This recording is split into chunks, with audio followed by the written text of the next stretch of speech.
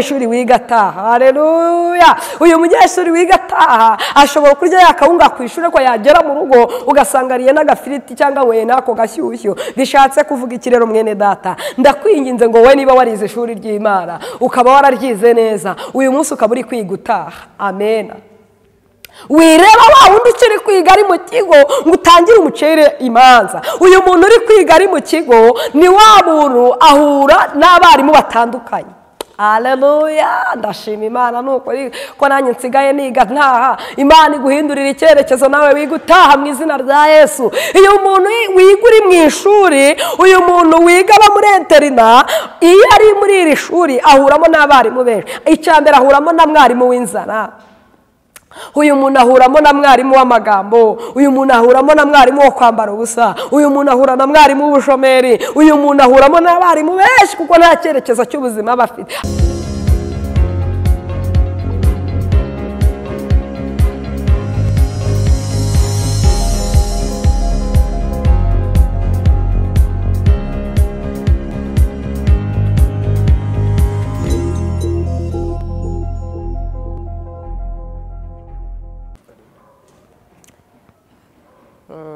Nongeye kubasuhuza mwese inshuti n'abavandimwe abari mu Rwanda, abari Amerika, Australia, diaspora no mu bindi bihugu. Mwese amahoro ya Kristo aganze, Imana ikomeze kutugirira neza. Amazina rero ni Igihozo Grace. Turi buganire ku ijambo ry'Imana. Abantu mudukurikiye nazanye ijambo rivuga ngo kumenya inzira ucamo. Kumenya inzira ucamo ugakorera Imana ariko uzi n'inzira uhagazemo. Imana ishimwe kandi Imana itugirire neza. Ndi umuvugabutumwa, ndi umubyeyi w'abana 4, 2 banjye n'abandi 2 Kristo yamaye. Ibirenze kuri ibyo umwami Imana akomeze kuduhana umugisha. Ndumva twivuze mu ncamake. Tugiye gusoma ijambo ry'Imana riri muri Matayo ibice byaho 7, umurongo waho turasoma umurongo wa 13. Murongo wa 13 haratubwira ngo munyure mu irembo rifunganye kuko irembo ari rigari n'inzira ijyana abantu kurimbuka ari nini kandi abayinyuramo ni benshi, ariko irembo rifunganye n'inzira ijyana mu bugingo iraruhije kandi abayinyuramo ni bake. Amen. Imana ishimwe kandi Imana itugirire neza. Turongera dusome ijambo ry'Imana muri Zaburi bice byaho 84 umurongo waho wa 6 gusa kugira ngo tuze kuganira ijambo ry'Imana. Imitima yacu yamaze kumva icyo umwuka w'Imana avugana natwe muri iyi minsi.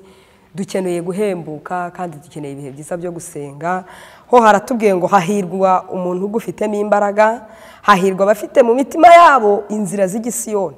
Iyo banyuze mu gikombe cyitwa banka bagihindura ahantu h'amasoko, imvura y'imihindo icyamika imigisha. Amen. Imana ishimwe kandi Imana itugirire neza. Iri jambo ry'Imana uko twatangiye dusoma rirakomeza ritwereka ngo inzira, kumenya inzira turimo, kumenya inzira tugendamo, kumenya inzira itujyana mu bugingo. Ijambo ry'Imana ryo ryatubwiye ngo nimunyure mu irembo rifunganye. Haleluya. Ariko hari n'inzira y'igihogere, kandi iyi nzira y'igihogere ngo abayinyuramo ni benshi, ariko iyi nzira ifunganye abayicamo ni bake, kandi nubwo ari bake ni inzira ijyana mu bugingo. Haleluya. Iyi nzira rero ifunganye birashaka kuvuga yuko bidusaba kugira ngo ibintu byose uri gucamo mwene data nshuti y'umusaraba ubinyuremo, ariko umenye ko bigomba kugukomerera. Ntiwicire inzira ngo wirwanirire, unyure mu irembo rifunganye, wica mu irembo ry'igihogere, winyura mu nzira abantu bose bari kunyuramo. Abwo ihangane uce mu nzira iruhije, ariko aho tujya ni heza kuko uri kwinjira mu bugingo. Imana ishimwe kandi Imana itugirire neza. Turasoma ijambo ry'Imana muri Yesaya ibice 35 umurongo w'8. Haratubwiye ngo kandi hazabaho inzira nyabagendwa, iyo nzira izitwa iyo kwera, abanduye imitima ntibazayicamo, ahubwo izaba iy'abandi, abagenzi naho baba arabaswa ntibazayiyoba. Imana ishimwe kandi Imana itugirire neza.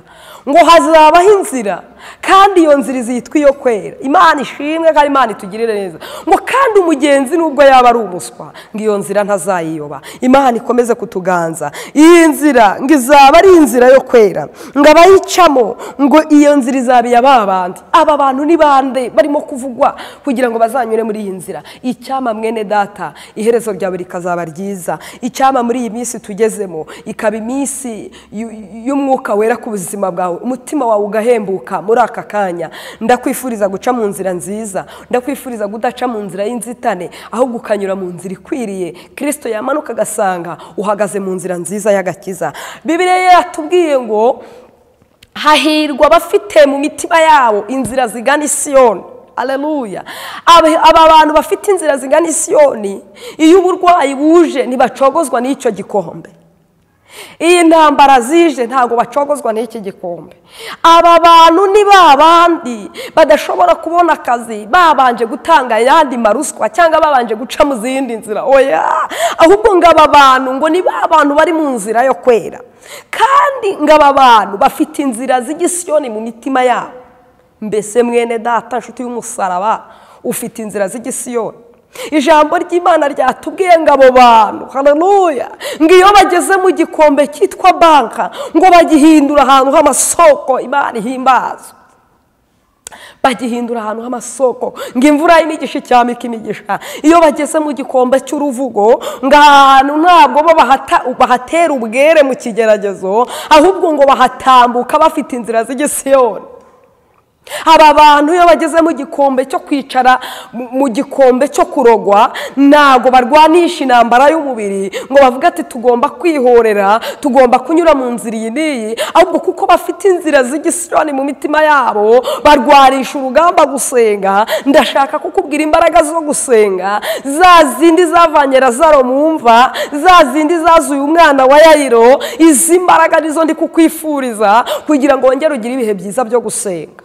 Haleluya. Muririmbyi umwuka wera aravuga ngo ndetse n'umwana muto uzi gusenga Imana ngo uwo ntazagira ubwoba. Shira ubwoba mwene data, shira ubwoba wumve kutagipfuye, ahubwo hanyuma y'imbaraga zibikurwanya hari imbaraga z'Imana. Kandi ikindi ijambo ry'Imana ryo riratubwiye ngo abanduye imitima ntibazayinyuramo. Iyo nzira ntabwo ari inzira y'abasambanyi, ntabwo iyo nzira ari inzira y'abibone, ntabwo ari inzira y'abajura. Oya, abanduye imitima ntabwo iyo nzira bazayinyuramo, ahubwo ngo izaba ari inzira yo kwera. Ndakwifuriza kwera, ndakwifuriza kuba uri umukizwa udafite uburiganya mu mutima. Nzanye ijambo rikubwira ngo va mu byaha, kuko kuva mu byaha niko kujijuka. Ngo kandi kubaho Uwiteka nibwo bwenge. Nta handi hantu ubwenge buri, nta handi hantu ubwihisho buri butari mu mbaraga zo gusenga. Imana ikomeze kutugirira neza kandi Imana ikomeze kuganza ku buzima bwacu. Mwene data rero nshuti z'umusaraba, ndakwifuriza kugira ngo ubugingo bwawe buzabone Imana. Ejo bundi mperutse kuba ndi kumwe n'umuntu turimo turasenga Imana, arangije arambwira ati mbese wundi mwene da ati nk'umukozi w'Imana ati ngenda reba nkasanga nta kindi kintu mu isi Imana yampa itamaye ubugingo. Ndambwira ufite icyifuzo cyiza, kuko niba ari iby'isi yarabitunze, niba ari iby'isi arabifite, ariko yamaze guhishurirwa ko nyuma y'ubu buzima hari ubundi buzima. Kandi yamaze guhishurirwa yuko igihe cye cyo gusinzira nikigera nta kintu na kimwe azavana muri iyi si. Uko yayijemo ariko azongera akagenda. Aravuga icyo nkeneye ni iherezo ryiza, aravuga ngo icyo nkeneye ni ubugingo, kandi ubugingo buhoraho. Mu izina rya Yesu nanjye ndakwifuriza kugira ngo ubugingo bwawe buzabone Yesu, ndakwifuriza kugira ngo ubugingo bwawe buzakore ku Mana. Amen. Imana ikomeze kutugirira neza. Ijambo ry'Imana muri Matayo hatubwiye ngo nitunyure muri rya rembo rifunganye, ngo kandi iyi nzira ni nini, ngo kandi iyi nzira inyurwamo n'abantu benshi. Abantu benshi barashaka ibirezeza imitima yabo, abantu benshi barashaka ibyatuma imitima yabo ihembuka, barashaka amaviza ndetse n'ibindi bitandukanye. Ariko mureke tubanze dushaka Imana, kuko Bibiliya iratubwira ngo tubanze dushaka ubwami bw'Imana no gukiranuka, ngo ibindi byose bizaza ari inyongera. Ntabwo abantu bagishaka ijambo risesereza mu byaha, oya, ariko Kristo yashyize ku mutima wanjye iri jambo. Yambwiye kukubwira ngo nkubwire ngo uve mu nzira yo mu gihogere, yambwiye ngo bava mu nzira yo kwiyorohereza. Aba bantu ni ba bandi bashobora gutunga abahanuzi 50 mu matelefone yabo, ugasanga hamwe biranze ngo kuko umwe ataguhanuriye wirukiye ahandi. Oya, tunga Yesu, tumbire Yesu niwe gisubizo, n'Imana nayo izaza, n'ibyawe naho bizajya. Nukuri ndakubwiza ukuri yuko iyi Imana yacu yaje ntizaceceka, kandi nubundi yagambiriye kukubwira ntago yabura inzira iri bunyuremo, ariko ikakumenyesha amakuru y'umurwa. Muririmbyi ni wavuze ngo nkunda kumva amakuru y'umurwa, ariko urahatagera ibyaha. Imana ishimwe kandi Imana itugirire neza, icyaba ubugingo bwawe bukabona Imana. Abantu ntabwo bakitaye ku iherezo ryabo, ahubwo barangajwe n'iby'isi. Mwene data, witinda mu kazi cyane kuruta uko utindana n'Imana. Oya, ndakwinginze nshuti y'umusaraba, Imana ni minota 5 gusa. Atalazene kutato prere shando. Umuntu aherutse kumbwira ngo ava mu kazi ananiwe ngo ibihe bye byose ngo ntashoboye gusenga, ngazajya higa abantu bamusengere. Ariko ndagira ngo nkubwire ngo ubu turi mu gihe gikomeye, turi mu gihe cyo kugira ngo buri muntu wese ashakane Imana umwete. Umwanditsi yaranditse ngo hari igihe cyo kubiba, ngo hakaba n'igihe cyo gusarura. Umwanditsi arongera avuga ngo hari igihe cyo gutabura, ngo hakaba n'igihe cyo kudoda. Yarashatse kuvuga iki? Ubu ntabwo tukiri muri cya gihe cyo kudoda, ahubwo turi mu gihe cyo gutabura.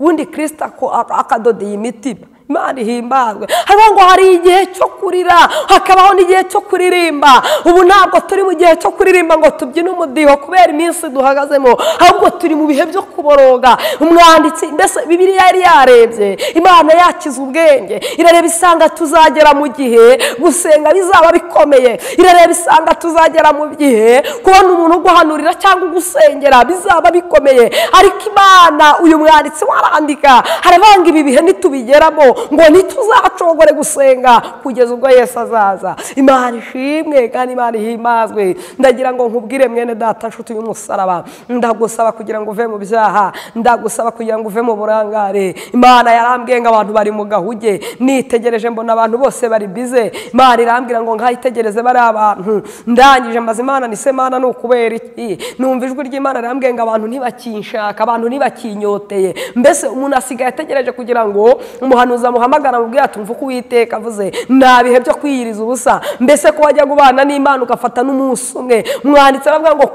umunsi umwe imbere y'Imana ngo biruta kuba hanze imyaka 1000. Cyagiye wajya gufata cy'isaha imwe nubwo wavuye mu kazi, ariko no muri weekend muri wa munaniro wiwitaho, fata gahe gato cyane iminota 30 uvuge ngo ndambitse amavi yanjye hasi, ngiye kwicarana n'umwami wanjye. Usome ijambo ry'Imana, uzamura ibihe byiza byo gusenga, usengere umuryango, usengere kubohoka. Ubwo Yesu azaza azasanga uri mu bihe byiza byo gusenga. Nshuti y'umusaraba rero, Kristo akomeze kutugirira neza kandi Imana ikomeze kuganza. Nukuri ndagusaba umutima wizeye, kandi ndagusaba kubana na Kristo umuhanze amaso, umwiringiye ndetse ushima. Ikindi abantu twabaye indashima. Imana irakorera abantu imirimo n'ibitangaza. Uwiteka akakubwira ati ndagukijije, Imana ikakubwira ati ndagutabaye, ndetse ukabona ubutabazi bw'Imana. Ariko ubanza usuzugure Satani. Dayimoni yikwereka ngo mu kazi biracitse, dayimoni yikwereka ngo urugo ngo dore umugabo arananiye, nawe ngo uheranwe n'agahinda. Banza uvuga ngo iyanabaye cyagiye muri rya joro, muri bya bihe bikomeye. Wirebera Imana mu bibazo, ahubwo yirebere mu mirimo Imana yagiye ikora. Banza uvuge ngo iyankuye ahangaha naha nizahanerura. Oh haleluya! Imana ishimwe kandi Imana ihimbazwe. Nyemerera urebera Imana mu bwiza bwayo. Banza uvuge ngo iyandengeye cyagihe, ya indi yankuye mu rupfu, na n'uyu munsi songera intabare. Ariko wongera urwana urugamba wizeye, ntuhe Satani umwanya, ntuhe ikigerageza umwanya, ahubwo uhagarare ku musozi wo gusenga. Ndakwinginze mwene data, ndagira ngo tuze gusenga. Ariko se tutari twasenga, iri jambo ry'Imana ko rikugezeho, usanze uhagaze mu yihe nzira? Ese uhagaze mu nzira y'igihogere? Ese wirebye wisuzumye usanze uhagaze gute? Imana ishimwe. Bibiliya ivuga ngo nimwisuzume mwininihe, ngo nimurangiza ngo munihe mutake, ngo nanjye nzamanuka ndi mu ijuru. Ngo umwami Hezekiya we yambara ibigunira, niyita ku cyubahiro yari afite, niyita ku mafaranga yari afite, ntiyita ko yari umuyobozi wa kampani runaka cyangwa se ateye ubwoba, ariko aravuga ngo reka nambare ibigunira. Ategeka n'abandi bantu kwiyiriza ubusa, aravuga ati nimwambare ibigunira. Ako kanya ngo bacyambara ibigunira bagitakira Imana, ngo Uwiteka yumva gusenga kwabo. Mwene data nshuti y'umusaraba, ndakwinginze ongera wambare ibigunira. Haleluya! Ongera wambare ibigunira, ongera ubane n'Imana, ongera ugire urukundo rwo kurwanira Imana, wumve uyirwariye amuru, wongera uvuge ngo Kristo ndagukeneye mu bugingo bwanjye. Ongera wature kuri Yesu ari umwami mu buzima bwawe, mu izina rya Yesu. Muri iyi minsi abantu bacitse intege, muri iyi minsi ibihe byo gusenga biranamutse rwose, ariko ndakwinginze nshuti y'umusaraba, nyemerera umbwire ngo mbese uhagaze mu yihe nzira? Ese iyo wirebye mu kazi usanga uhagaze mu yihe nzira? Haleluya! Ese wirebye mu mibereho yawe ya buri munsi usanga uhagaze mu yihe nzira? Ese muri iyi minsi niho namutse kuko abantu batakibona aho bakorera umurimo w'Imana, wamara kunamuka ugasubiza kwizera inyuma, ugahinduka nka babandi ukigira mu nzira y'igihogere? Ese ntiwaba wariciriye inzira? Haleluya! Bibiliya iratubwira ngo abava ngo nta muntu wizeye Imana uzakorwa n'isoni, ngo keretse abava mu masezerano ari nta mpamvu. Imana niba yarakubwiye ubukwe ukaba uri umukobwa ubona umaze kudindira, warangiza ugatangira kwicira inzira, ugatangira kwiyorohereza, ntabwo Imana izagutabara ukiri muri uko gusomana, ntabwo Imana izagutabara ukiri muri iryo rari. Oya, Imana iragushaka muri ya nzira yo kwera. Imana iragushaka mu mutima ufite za nzira z'igisiyoni. Izi nzira z'igisiyoni ni inzira zimeze gute? Ni wa muntu uri mu kigeragezo Satani yamuteye, ariko ntiyuzura amaganya muri we, ahubwo akavuga ngo njye ndi umukristo, nzahora ndiwe mu bintu byose ngeze kugupfa.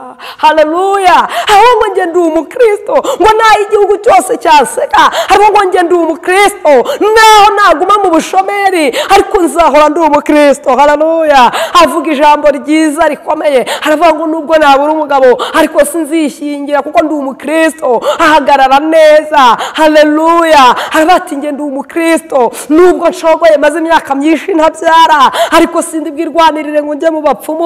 Oya, Imana itakurengeye, nta mwana w'umuntu wakurengera. Barakubeshya, barakurya amafaranga y'ubusa, wikiruka mu by'isi bidafite umumaro, ahubwo tumbire Yesu niwe gisubizo, kuko Imana yaremye n'abo bapfumu ifite n'ubutware bwo kukuremera umwana mu nda. Imana ishimwe. Mwene data nshuti y'umusaraba, Bibiliya iratubwira ngo Imana ntabwo yaturemeye imibabaro, ngo kandi naho yakubabaza ntabwo izakubabaza iteka. Ongera wiyumvemo ibyiringiro, ongera wiyumvemo ihumure mu mutima. Turi hano kuri televiziyo Ihumure, ngo ushyizemo ihumure ryo kukubwira ngo Imana ikwimure, uhaguruke mu nzira y'igihogere, winjire mu nzira ijyana abantu mu bugingo. Mu izina rya Yesu, uhaguruke mu nzira y'intege nke, winjire mu nzira y'abanyembaraga. Uhaguruke mu nzira y'amaganya, winjire mu nzira yo guhimbaza Imana ndetse no kuramya Imana. Tugiye gusenga Imana, ariko mwene data ndakwinginze nshuti y'umusaraba, mbese ufite inzira z'igisiyoni mu mutima wawe? Haleluya! Uyu muntu yafite inzira z'igisiyoni mu mutima, naho impanuka yaba we ntiyapfa gupfa, kuko Bibiliya iravuga ngo Imana izakurinda. Bibiliya iravuga ngo reka gutinya ibizakubaho, kuko Imana izabana nawe. Ngo kandi yakuremeye imirimo myiza muri Kristo Yesu. Ntabwo Imana yakuremeye umutima utari uwo guhinduka, ntabwo Imana yakuremeye umutima utari uwo guhimbaza Imana, ahubwo Kristo yakuremeye umutima wo guhimbaza Imana. Imana ishimwe kandi Imana itugirire neza. Tugiye kwinjira mu mwanya wo gusenga. Unyemerera aho uri hose dufatikanye gusenga. Unyemerere wowe ukurikira iki kiganiro nturambirwe kandi ntucike intege. Ndakubwira ngo inkoko igiye kubika. Inkoko igiye kubika. Igicuku cya nyuma Imana ijya yitamurura muri iyo nkingi, umuriro w'Imana ukaka, urumuri rw'Imana rukakurasira. Nubwo watinze muri iyo sikariye y'ibigeragezo, ariko aho uri kujya ni heza, kandi Imana iri kukurebera ibihamya kugira ngo utazatsitara umaze kugera kure, kugira ngo utazasubira inyuma umaze kugera kure. Ni byiza kugira ngo Imana itwigishe tape kuri tape. Kandi maze iminsi ndi kubwira abantu ngo muri ibi bihe mu buryo bw'umubiri, mu mashuri asanzwe usanga hari amashuri ari prive cyangwa se ari interna, abanyeshuri bakiga baba mu kigo, abandi bakiga bataha. Mbese mwene data, nasanze rero muri ubu buryo bw'umwuka buri muntu wese uri mu gakiza aba afite ishuri yiga. Nubwo wambwira gute, ariko ntabwo wize amashuri yose ngo yarangize mu bintu byose turimo, kuko mu isi ntabwo ibintu bizuzura 100%. Niho mpamvu rero nubwo bitakuzura 100%, Imana iragusaba umutima w'inzira z'igisiyoni, iragusaba umutima w'imbaraga kugira ngo ushobore guhagarara muri iri shuri ry'Imana udatsinzwe n'uburiganya. Aba bantu biga bataha rero, iyo umunyeshuri ari mu mu kigo yigabamo aguma muri fomu imwe, aguma mu mwenda w'ishuri. Kandi muri ibi bigo yiga bibamo usanga abanyeshuri bakunda kurya wenda kawunga ntibagahindure cyangwa bagahindura n'umuceri, ugasanga ibiryo by'abanyeshuri ni bimwe. Ariko wa munyeshuri wiga ataha, haleluya, uyu munyeshuri wiga ataha ashobora kurya ya kawunga ku ishuri, ko yagera mu rugo ugasanga ariye n'agafiriti cyangwa we nako gashyushyu. Bishatse kuvuga iki rero mwene data? Ndakwinginze ngo we niba warize ishuri ry'Imana ukaba wararyize neza, uyu munsi ukaba uri kwiga utaha, amen.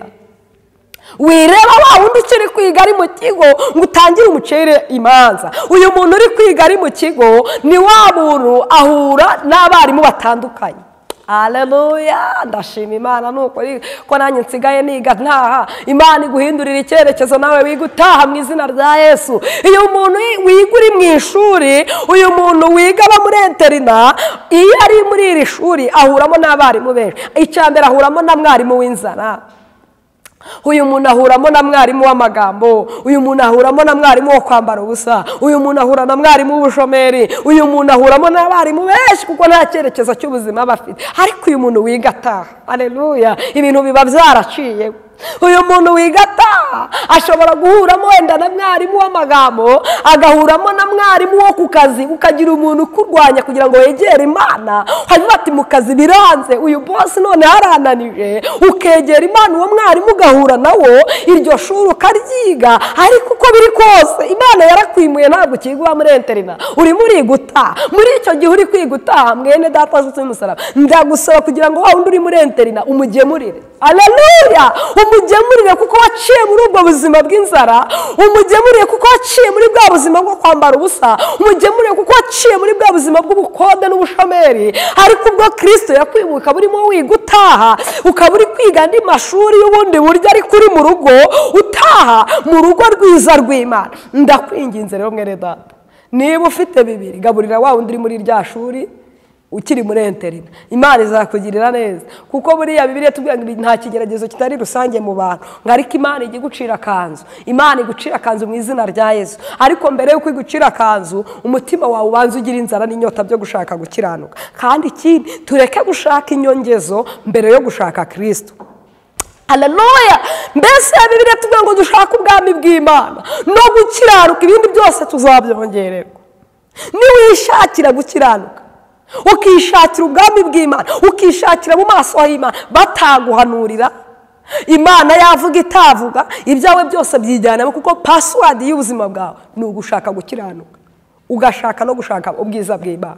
Ibindi byose ni inyongera, amen. Ibindi byose Imana irabizi ko ubishaka, ibindi byose irabizi ko n'abapagani babitunga, ibindi byose irabizi yuko bitagukerereza. Uko niko umukozi w'Imana Yobu yarwanye urugamba neza, arurwana neza. Aravuga ngo nzi neza ko ushobora byose. Aranyagwa, abana barapfa, ariko ntiyitotombera Imana. Haravuga ngo ntabwo nakakira ibyiza mu maboko y'Imana, ngo ibibi nibizane kubyakira. None kuki uri kwitotombera Imana mwene data? None kuki utangiye gutubwere mu kigeragezo? Ijambo nari mfite niri, Imana ikomeze kuduhana umugisha. Ubaye ukeneye kumpamagara tugafatikanya gusenga, ubaye ukeneye kumpamagara tugafatanya ibihe byiza byo gusenga. Turashima Imana ko yatugiriye neza, kandi turashima Imana ko iyo dufatanyije gusenga nawe ukadufasha kwizera, Imana irakora. Kuko Imana yaduhaye impano z'Imana muri twe, ntabwo tubyirata, ahubwo turashimira Kristo. Kandi ikindi ndagutangariza itangazo rivuga ngo ntabwo ari twe dukora, ahubwo hakora Yesu. Yesu rero niwe wo gushimwa. Navuga rero ngo ushaka kumpamagara kugira ngo dufate ibihe byiza byo gusenga, nimero ni 0788 42 22 35, 0788 42 22 35. Wamamagara tugafatikanya gusenga. Waba ukeneye guhembuka, wamamagara tukinginga Imana, Imana igakora imirimo n'ibitangaza. Shalom shalom, Yesu abagirire neza. Reka dusenga Imana. Turagushimiye nyagora ku ngoma Imana, tugushimiye imbaraga zawe n'ubuntu ugira. ijambo ryawe riratubwiye ngo hahirwa abafite inzira z'igisiyoni mu mitima yabo. Ubwoko bwawe bukurikiranye iri jambo mwatuyeho umugisha, kuko ijambo ryawe riratubwira ngo nitwaturaho abantu umugisha bazawuhabwa, kandi kiruta byose umugisha mukuru w'ubugingo bazakubone, bagukoreho bakumve. Mu izina rya Yesu buri muntu wese umuhe guhembuka, umuhe ibihe byiza muri we, kandi umuhe kugushakana umwete, kuko abagushakana umwete aribo bazakubona. Mu izina rya Yesu Kristo. Ikindi Mwami Imana turakwinginze kugira ngo abantu bahindurire inzira, ubahindurire icyerekezo, bavane mu nzira y'igihogere, bavane mu nzira ijyana abantu kurimbuka, ubashyire mu nzira y'ubugingo. Icyo nicyo ngusabye Mwami Yesu, kuko ubugingo nibwo buzakubona. Urakoze urakarama kuko uri umubyeyi mwiza. Tubisabye mu izina rya Yesu, tubaturaho umugisha. Amen. Yesu atugirire neza.